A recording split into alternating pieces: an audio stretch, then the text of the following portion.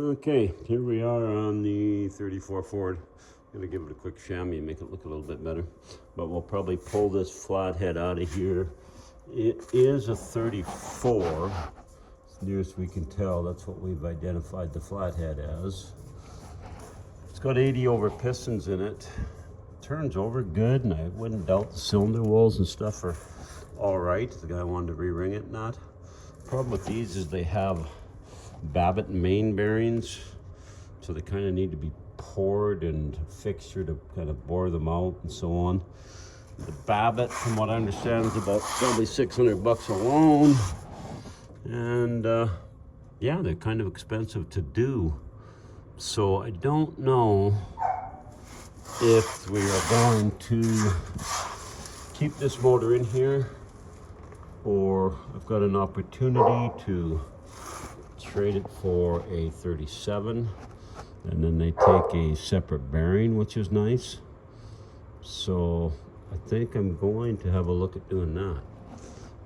But in the time being, I've got to get this one out, have a look at it. So we'll get the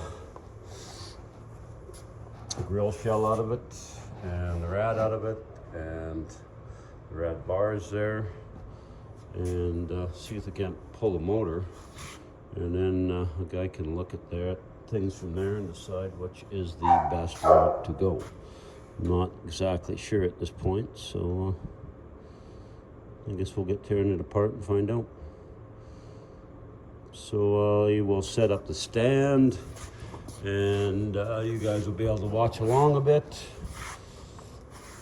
But I think the deal with this car is we get a flathead all running for it, and maybe we lower the stance of it, but we see if we can't make a reliable powertrain out of the flathead setup, and then a guy might be able to put some miles on it that way without having to do a full deal on it where maybe it gets an LS at some point in time. But it'll be a full fendered car, Bonnie and Clyde car, which is kind of cool. But it'll be a full fendered deal. And yeah, so let's see if we can't tear some of this apart and find out what we are dealing with. And my dog is desperately trying to get outside to go get into trouble. So we'll, I guess we'll let him do that. But I'll set up the stand and we'll be back. Okay, thanks.